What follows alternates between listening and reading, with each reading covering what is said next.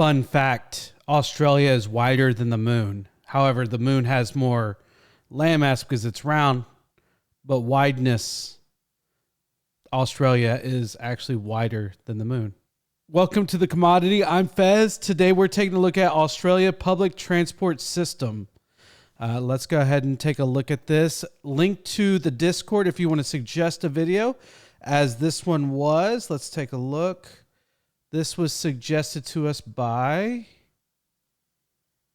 Scythe or Scythe 3. So link to the Discord will be down in the description, as well as link to the GoFundMe will be down in the description. So if you want to help me get to Australia, please help however you can. If you can't, don't feel bad. It's okay. Not everybody is going to be able to give, and that is perfectly fine. I want you to know that I am not judging you. Somebody else is judging you, but I'm not. So anyways, I'm just kidding. Let's go ahead and take a look at this. Yeah, some days I feel unfazed, like when I'm with my friends with a cup raised. On Monday, I got a gun raised, suicidal do or die until hump day. Then I go right back at it like an automatic. More drinks, more songs, more beats too. Did somebody take a shit? Had to have been. Train turd. Damn train turds, they're always there. Like an automatic, more drinks, more songs, more beats to rap. I need a shrink, I'm gone, more time keeps passing. No watch, no thoughts at all, just a hat, new era. Rep my P's and those O's, need the Phillies with the orange and black to feel home. From Citizens Bank back to Camden Yards, it's a tale of two cities, and trust we go hard. Trust we go hard, yes we go hard. You said we go People hard. are so stupid. We even have that issue here. They added a train area, and some people were just driving through it and getting hit by the train. Look at the hair. Up on the loose, the lyrics come easy, but the life is a doozy. And yes, I'm choosy, and no, I won't settle, but I still take pop off over that kettle, cause I'm talking bigger picture. And yes, I'm gonna hit you with the...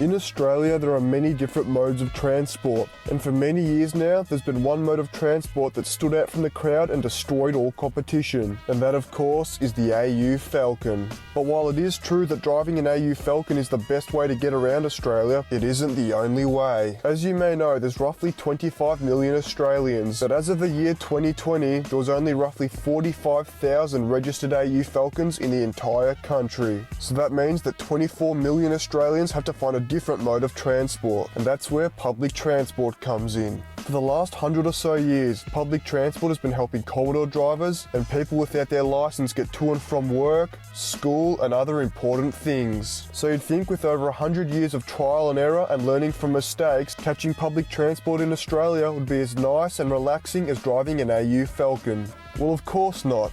So in today's video, I'll be going through everything that you need to know about the Australian public transport system, but more specifically, Melbourne's public transport system, simply because I live here, and for some reason, which I still don't understand, it's the world's third most livable city. So now it's time for me to stop the yapper and get into it. The first thing I'm going to talk about is all the different people that you'll meet on the public transport network that you need to avoid. First up, we have ticket inspectors. Very recently, the company that runs Melbourne's public transport network decided to up the daily fare to $10 a day. And as we've learnt many times before, whenever a company decides to up the price of a product by a ridiculous amount without actually making the product any better, their customer base responds by not paying. And public transport is no different.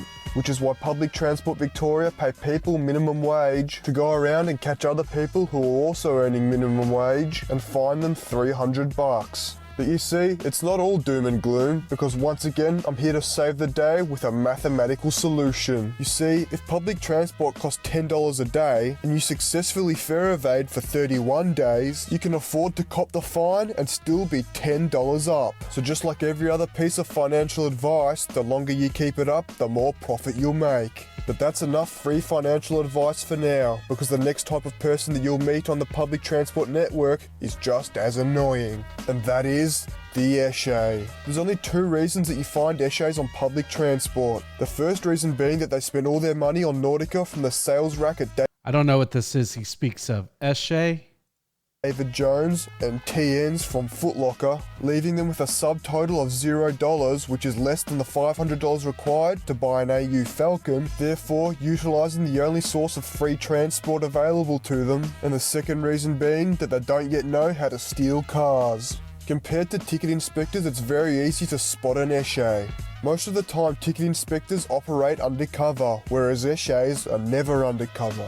As soon as your train arrives 20 minutes late and that door opens, if you can hear shitty Aussie rap played on an even shittier Kmart speaker, I'm sorry to inform you, but it looks like your train has an incurable case of an Eshe infestation. For the billions of overseas viewers who don't know what an Eshe is, just think of a gangster from your home country, minus all the scary stuff, and about 13 years old. Unlike a real gangster, 90% of the time these guys pose no actual threat. But with that being said, avoid eye contact at all costs. Because just like an Enderman from Minecraft, if you look them in their eyes, they'll go ballistic. And due to the fact that you're locked in a metal box with them till the next train station, you're going to have to be prepared to put up with up to 20 minutes of verbal harassment and constant threats of murder. And all of that mixed with the background music of Cursor playing off a stolen Kmart speaker that was only $15 to purchase anyway. A scenario like this is enough to make a man's brain explode. But that's enough about Eshes, because just talking about them is giving me a headache. Another very common sight on the Australian public transport He described him. I still have no idea what it means.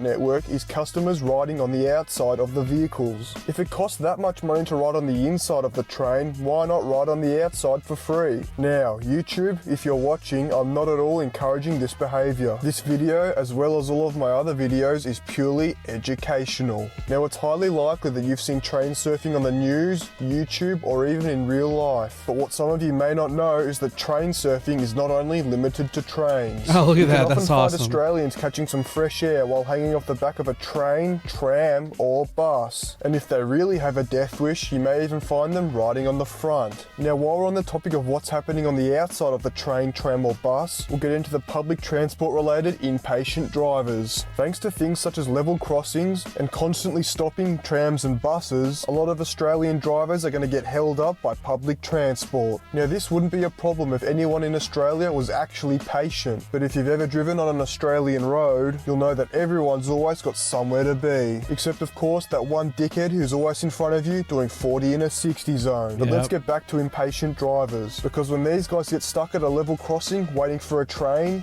or Australian road, you'll know when these guys get stuck at a level crossing, of course, that one dickhead who's always in front of you doing 40 in a 60 zone. But let's get back. Is that the Raptor? That looks like the Raptor, or not the Raptor, the Ranger Raptor. We're supposed to get that this year. We never got it. We've had the F-150 Raptor all the time. That's a good looking ride. To impatient drivers, because when these guys get stuck at a level crossing waiting for a train, or stuck behind a bus or tram picking up passengers, they'll do anything to get home 2 minutes Mr. quicker. Beast. Whether that's driving around the boom gates and getting cleaned up by a train, overtaking a turning bus on the wrong side of the road and getting T-boned, or flying up the left side You of the deserve tram at that, bro. Damn, that felt good. 60 k's an hour in Feel a bad 40 for the zone train, just to or get the in bus. front of it. Like I said before, these guys will risk their own life and the life of every passenger in their car just to get home 20 seconds earlier. Now, for the next thing I'm going to talk about in this video, we have to go back inside the public transport network, and that is the drunk and disorderly. Like Eshes, there's two reasons why you'll find the drunk and disorderly on the public transport network.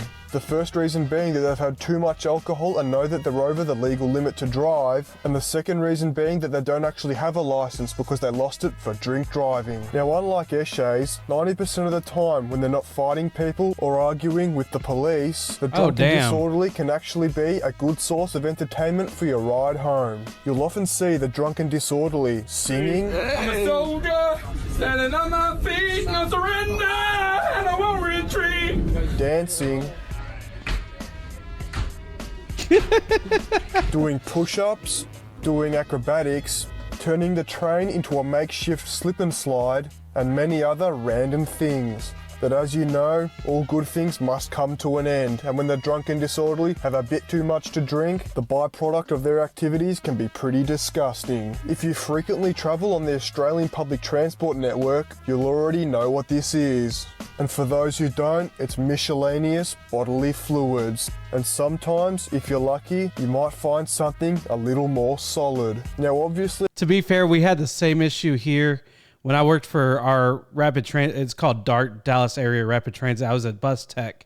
Whenever you worked in the back stairwell, you had to wear like a full suit so you wouldn't get contaminated by urine and stuff, because it was almost guaranteed that somebody pissed back there. It's pretty I gross. can't show this sort of stuff on YouTube without blurring it, but I can assure you from personal experience that it's pretty fucking disgusting. Even though companies such as Metro Trains claim that their trains are cleaned daily, unfortunately, Australia's train cleaners are outnumbered by fudge cutters 2-1. And on that stinky bombshell, it's time to end. If you enjoyed this video, make sure to like, subscribe, comment, and share. If you'd like to be blessed by more teachings from His Holiness, Yorak Hunt. If you enjoyed this video so much that you stuck around right till the end, comment "I like trains" to let me know. And as always, a shout out to all the people who made a donation to the charity of my bank account, and I'd like to give a special shout out to DerpNZ for donating a whopping 50 New Zealand dollars. I'd like to say, cheer mopper, that's choice SG. And I'll be sure to spend that $50 on upgrading the locks in my sheep pen to keep you dirty bastards out. And if you want to help support the channel, head over to my website and buy a t-shirt or some stickers. Every purchase goes into a draw to win absolutely nothing.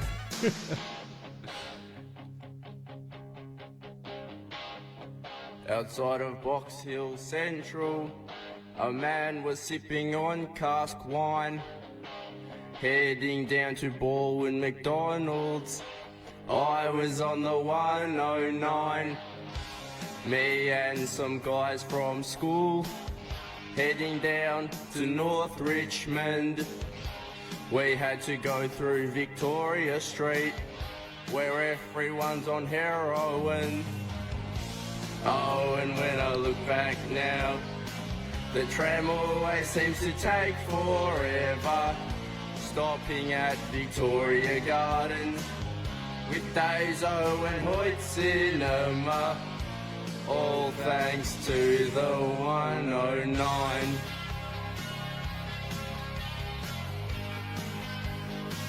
Straight up stealing the images. One man is sniffing on paint thinner, another man smells like glue. I spend my evenings on the 109 tram, and that's when I met you, standing up at the tram stop, opposite the Q tram depot. You just been to the Skinny Dog. Oh, we got the tram together, and we both got a Mikey fine.